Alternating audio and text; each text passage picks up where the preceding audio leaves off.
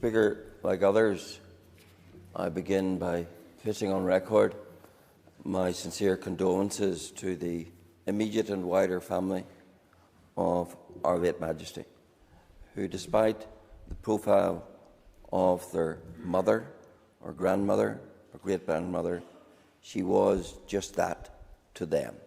And I think all of us who've lived and lost in life appreciate the loss that they will be feeling at this very difficult time, accentuated by the fact that of necessity it is very much in the public eye.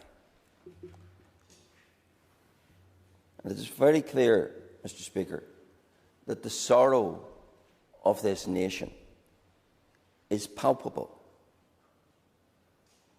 but so too is the gratitude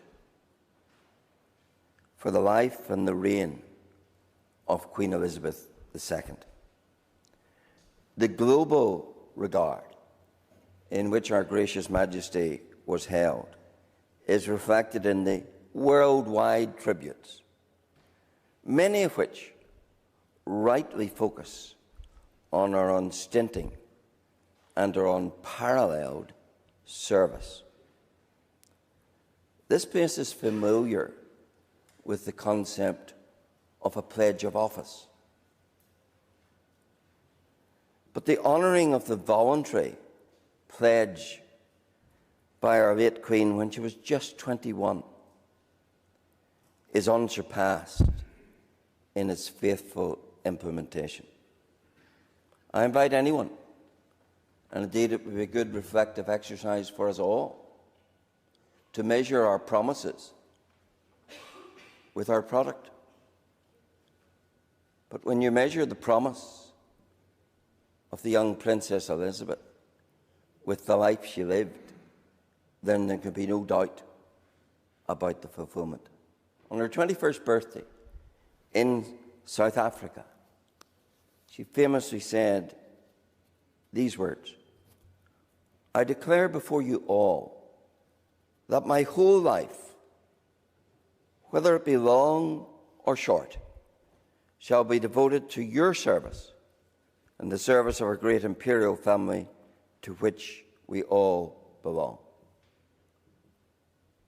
Has ever a pledge been more fully or more splendidly carried through than that pledge?